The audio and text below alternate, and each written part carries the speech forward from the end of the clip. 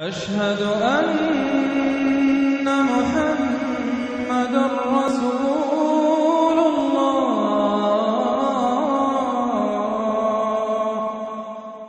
اب آگے چلیے، جوڑا آ رہا ہے سورۃ القیامہ اور پھر اس کا جوڑا ہے سورۃ الدہر۔ بسم اللہ الرحمن الرحیم۔ لا اقسم بهذا البلد وانت لا اقسم بیوم القیامہ ولا اقسم بالنفس اللوامہ ایحسب الانسان ان لن نجمع عظامہ۔ یہ سورت جو ہے بہت ہی حسین اور بہت منفرد سمجھیے کہ نمائندہ ایک سورت ہے قرآن مجید کی۔ اس کا جو خطاب کا انداز ہے، جو میں نے شروع میں آپ کو جو انٹروڈکٹری لیکچرز دیے تھے، کہ اس کا اسلوب جو ہے وہ خطابت کا ہے۔ قرآن کو ہم کہہ سکتے ہیں کہ it's a collection of divine orations، اللہ تعالیٰ کے خطبات، مجموعہ خطبات الہیہ، تو مختلف مواقع پر جیسے کہ خطیب کو خطبہ دیتا ہے تو اس طریقے سے اللہ تعالیٰ نے یہ صورتیں نازل کی ہیں۔ حضور پڑھ کر سناتے تھے تو آپ کا انداز بھی خطیبانہ ہوتا تھا۔ حدیث میں آتا ہے کہ جب آپ خطبہ دیتے تھے تو آپ کی آواز بلند ہو جاتی تھی، اعلیٰ صوتہ احمرت عیناہ، آنکھیں سرخ ہو جاتی تھی، اور آپ اس طریقے سے خطبہ دیتے تھے جیسے کہ کوئی سپہ سالار اپنے فوجیوں کو للکار رہا ہے، بڑھا رہا ہے کہ لڑو اور آگے بڑھو، یہ انداز ہوتا تھا۔ تو اس طرح کا خطبہ اس میں آپ دیکھیں گے ابھی بات ایک طرف ہو رہی ہے، ابھی کسی اور طرف ہو گئی، کبھی کسی تحویل الخطاب، اس کے لیے بہت، پھر یہ کہ 4-6 آیتیں آئیں گی ایک خاص قسم کے آہنگ میں، خاص قسم کے قوافی تو ہم کو نہیں کہنا چاہیے، تو یہ آتے ہیں، وہی انہی حروف پر صورتیں ختم ہو رہی ہیں، وہی سٹائل ہے، پھر کوئی سٹائل بدلے گا، پھر 4-6 صورتیں اس دوسرے انداز کی ہوگی، پھر 4-6 تیسرے انداز کی ہوگی۔ تو یہ آپ صورت جو ہے فصاحت و بلاغت میں بھی فلو بے انتہا ہے، اور خطیبانہ انداز، اور اس میں تحویل الخطاب۔ پس منظر میں کیا ہے کہ وہ لوگ ہیں کہ جو انکار کریں کوئی قیامت نہیں ہو سکتی، کیسے ممکن ہے کہ جبکہ انسان مر چکے ہوں گے اور مٹی ہو جائیں گے پھر اٹھا دیا جائے، یہ ممکن نہیں ہے۔ تو اس کا جواب ہے جو دیا جا رہا ہے، لا اقسم بیوم القیامہ۔ لا یہاں پر ان کے خیالات کی نفی نہیں، میں قسم کھاتا ہوں قیامت کے دن کی۔ تمہیں شک ہے اور مجھے اتنا یقین ہے کہ میں قسم کھا رہا ہوں قیامت کے دن کی۔ ولا، اور پھر نہیں، اقسم بالنفس اللوامہ، میں قسم کھاتا ہوں نفس لوامہ کی۔ نفس لوامہ کون سا نفس انسان میں جسے ہم ضمیر کہتے ہیں، کانشنس، ملامت کرنے والا دل۔ مائی کانشنس از بائٹنگ می، میرا ضمیر مجھے ملامت کر رہا ہے۔ کوئی آپ برا کام کرتے ہیں تو ضمیر اندر سے کوئی شے ہے، تو کیوں ہے یہ؟ اگر کوئی نیکی نہیں، بدی نہیں، تو یہ اندر کی خرش کیوں ہو جاتی ہے؟ اور اگر یہ نیکی ہے اور بدی ہے تو کوئی اس کا نتیجہ نکلنا چاہیے کہ نہیں؟ یعنی پہلی آیت جو ہے وہ تو اسی طرح کی ہے جیسے سورہ تغابن میں ہم نے پڑھا تھا، قل بلا وربی لتبعثن ثم لتنبؤن بما عملتم، اس میں دلیل کوئی نہیں ہے، اذعان ہے، ایک شخص اپنے یقین کو دلیل کے طور پر پیش کر رہا ہے، اور یہ اس پر سارا دار و مدار ہے کون شخص ہے؟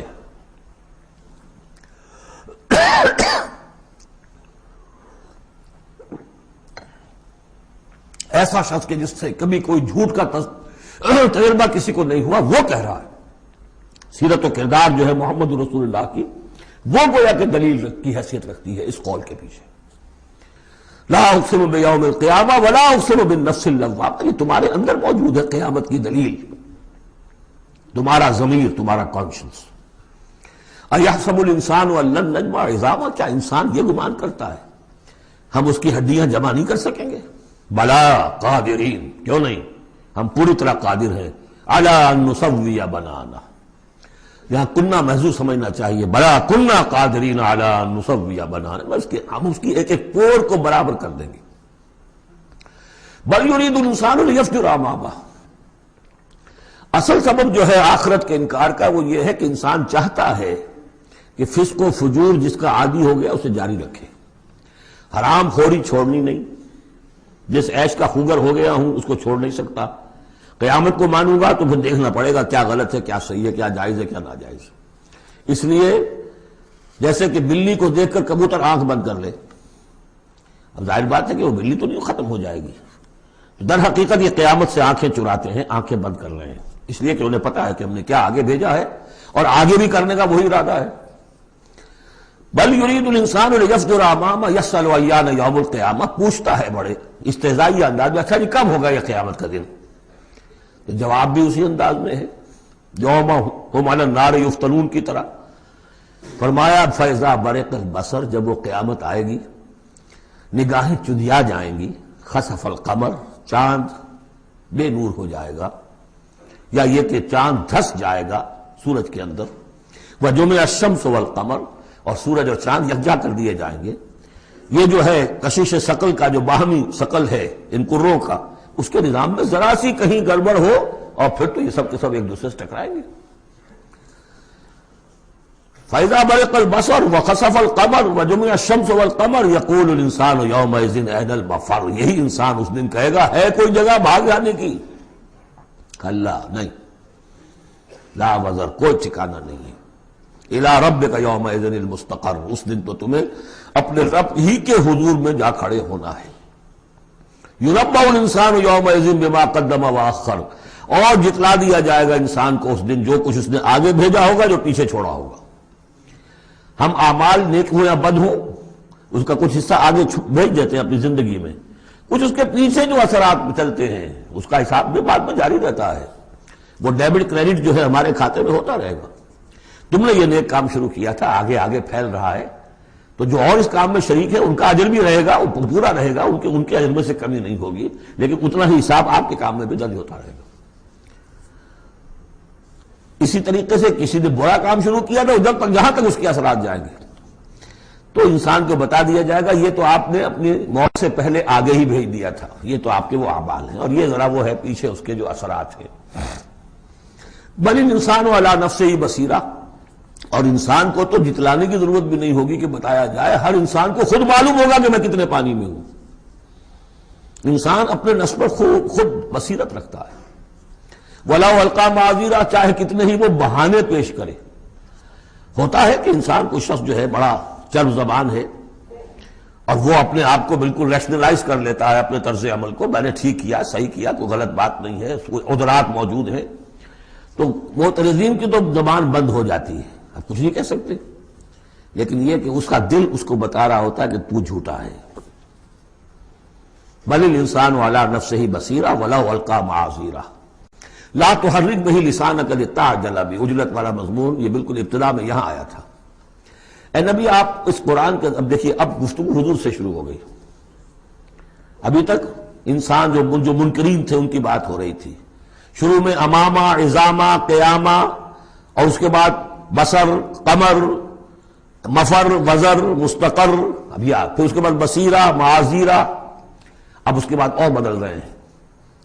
لا تحرک بہ لسانک لتعجل بہ، آپ اس قرآن کے ذریعے سے اپنی قرآن کے ساتھ اپنی زبان کو تیزی سے حرکت نہ دیں کہ جلدی سے آپ اس کو یاد کر لیں۔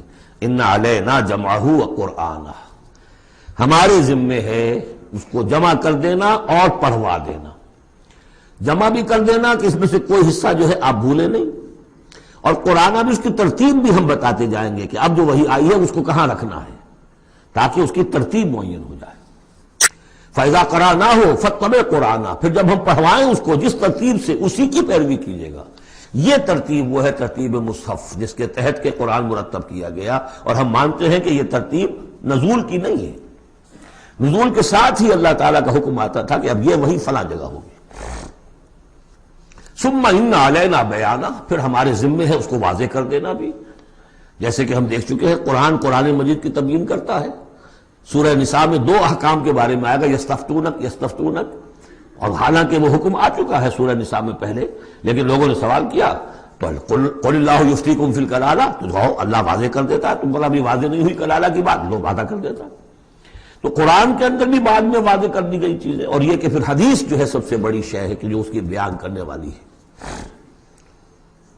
وہ جو انزلنا الیک الذکر لتبین للناس ما نزل الیہم، یہ ذکر ہم نے اے محمد آپ پر نازل کیا ہے تاکہ آپ واضح کریں اس کو ان لوگوں کے لیے جن کے لیے ہم نے اسے نازل کیا ہے۔ نازل آپ پر کیا ہے، صرف آپ کے لیے تو نہیں کیا ہے آپ پر، نازل کیا ہے لوگوں کے لیے۔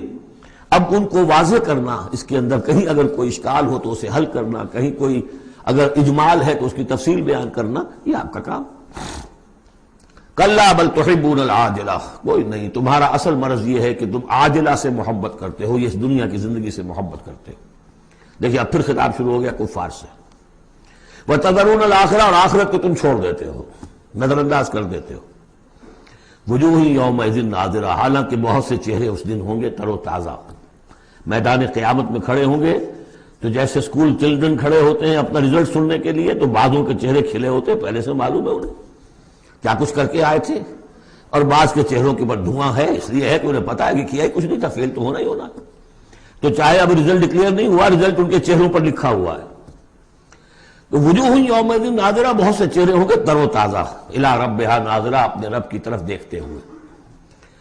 اس میں بعض لوگوں نے یہ کہا ہے کہ ناظرہ سے مراد ہے انتظار کر رہے ہوں گے اپنے رب کی رحمت کا، اس لیے کہ رؤیت باری تعالیٰ جو ہے وہ تو ممکن نہیں ہے کہ میدان حشر میں ہو جائے، لیکن میرے نزدیک انہی حضرات کی رائے زیادہ صائب ہے جو سمجھتے ہیں کہ رؤیت ہوگی۔ اہل ایمان کو عین میدان حشر میں بھی ایک درجے کی رؤیت باری تعالیٰ سے مشرف کیا جائے گا، یہ مضمون آ جائے گا سورہ مطففین میں واضح ہو جائے گا۔ اس کے برعکس وجوہ یومئذ باسرہ، بہت سے چہرے ہوں گے اس روز سوکھے ہوئے، اترے ہوئے، اداس، تظن ان یفعل بہا فاقرہ، ان کو یقین ہوگا کہ اب ان کے ساتھ وہ سلوک ہوگا جو ان کی ریڑھ کی ہڈیاں توڑ کے رکھ دے گا۔ کلا اذا بلغت التراقی، اب ایک نقشہ دکھایا جا رہا ہے، ایک تو بڑی قیامت ہے، فَإِذَا بَرِقَ الْبَصَرُ وَخَسَفَ الْقَمَرُ وَجُمِعَ الشَّمْسُ وَالْقَمَرُ يَقُولُ الْإِنسَانُ يَوْمَئِذٍ أَيْنَ الْمَفَرُّ۔ ایک تو وہ ایک قیامت ہے جو فرد کی قیامت ہے، موت جب آتی ہے، قیامت صغریٰ۔ کلا اذا بلغت التراقی، جب یہ جان آ کے پھنس جاتی ہے ہنسلیوں میں۔ وقیل من راق، کہا جاتا ہے کوئی جھاڑ پھونک کرنے والا۔ بڑے بڑے ریشنلسٹ بھی اس مرحلے پر آ کر، بابا ڈاکٹروں نے جواب دے دیا، حکیموں نے جواب دے دیا، چلو کوئی تعویذ گنڈا کچھ ہو کہیں سے، کوئی جھاڑ پھونک کوئی تو ہو، کسی طریقے سے ہو، تو آخری درجے میں وہ بھی انسان چیخ پکار کر لیتا ہے۔ قیل من راق، ہے کوئی جھاڑ پھونک نہ کرنے والا۔ وظن انہ الفراق، اور گمان ہو گیا اس کو کہ اب تو فراق ہے، جانا ہے، یہ گھر بھی چھوڑنا ہے جو بڑے چاؤ سے بنایا تھا، اور یہ آل اولاد کو بھی چھوڑ کر جانا ہے۔ والتفت الساق بالساق، اور وہ جو جان کندنی کا عالم ہوتا ہے تو پنڈلی پنڈلی سے لپٹ رہی ہے، جان نکلنی شروع ہوتی ہے جسم کے نچلے حصے سے۔ الی ربک یومئذ المساق، اس دن تو تمہیں اپنے رب ہی کی طرف دھکیلے جانا ہے۔ پھر بدل گئے قوافی، فلا صدق ولا صلی، تو نہ اس نے تصدیق کی نہ نماز پڑھی، ولکن کذب وتولی، بلکہ جھٹلا دیا اور پیٹھ موڑ لی۔ تصویر لفظی ہے جو نقشہ اس وقت ہوتا تھا۔ ثم ذهب الى اهله يتمطى، اور پھر چلا اپنے گھر والوں کے پاس اکڑتا ہوا جا رہا ہے۔ حضور کی بات کو تو نظر انداز کر دیا، امشو، چلو چلو یہاں سے، وَاصْبِرُوا عَلَىٰ آلِهَتِكُمْ، صبر کرو، جا کے جمے رہو اپنے آلہہ پر۔ ذهب الى اهله يتمطى، اولى لك فاولى ثم اولى لك فاولى، افسوس ہے تجھ پر اور افسوس ہے تجھ پر، اور پھر افسوس ہے تجھ پر اور پھر افسوس ہے تجھ پر۔ اَيَحْسَبُ الْإِنسَانُ أَن يُتْرَكَ سُدًى، کیا انسان یہ سمجھتا ہے کہ اسے یوں ہی چھوڑ دیا جائے گا، کوئی باز پوچھ نہیں، کوئی حساب کتاب نہیں، کوئی جواب طلبی نہیں، کوئی اجر نہیں، کوئی سزا نہیں، کوئی جزا نہیں۔ أَلَمْ يَكُن نُطْفَةً مِّن مَّنِيٍّ يُمْنَىٰ، کیا نہیں تھا وہ ایک گندے پانی کی بوند جو ٹپکائی گئی۔ ثُمَّ كَانَ عَلَقًا، پھر وہ ایک جوک کے مانند تھا کہ جو رحم مادر کی دیوار کے ساتھ چمٹی ہوئی تھی۔ عَلَقَةً فَخَلَقَ فَسَوَّىٰ، پھر اسی کو اس نے بنایا، اسی میں نقش و نگار بنا دیے، اسی میں آنکھیں آ گئیں، اسی میں کان آ گئے، اسی میں کیا کیا بنایا۔ فی ظلمات ثلاث، تین پردوں کے اندر۔ فجعل منہ الزوجین، اسی سے بنا دیے، کسی کو نر، کسی کو مادہ، کسی کو مؤنث، کسی کو مذکر۔ الیس ذلک بقادر علی ان یحیی الموتى، عقل کے اندھو یہ سوچو، وہ ہستی جو یہ سب کچھ کر رہی ہے وہ اس پر قادر نہیں ہوگی کہ مردہ کو زندہ کر دے؟ جو تمہارا مشاہدہ ہے گندے پانی کی ایک بوند سے، افلاطون بھی اسی سے آ گیا، اور بقراط بھی، اور سقراط بھی، اور ظاہر بات ہے انبیاء بھی وہیں سے آئے ہیں۔ کہاں سے آئے ہیں؟ ایک ہی استثناء ہے نا حضرت عیسیٰ علیہ السلام کا، باقی تو سب کہاں سے آئے؟ وہیں سے آئے۔ سارے اولیاء اللہ کہاں سے آئے؟ وہیں سے آئے۔ گندے پانی کی بوند، اس سے کیا کچھ وہ بناتا ہے۔ تو تمہارا یہ خیال ہے کہ وہ مردہ کو زندہ نہیں کر سکے گا، اتنا عاجز ہو گیا۔ افعینا بالخلق الاول بل ہم فی لبس فی الخلق بالخلق الجدید۔ اس کے بعد جیسا کہ یہ سوال ہے، بلا کیوں نہیں؟ پروردگار یقیناً الیس ذالک بقادر بلا نشہد انک قادر علی ان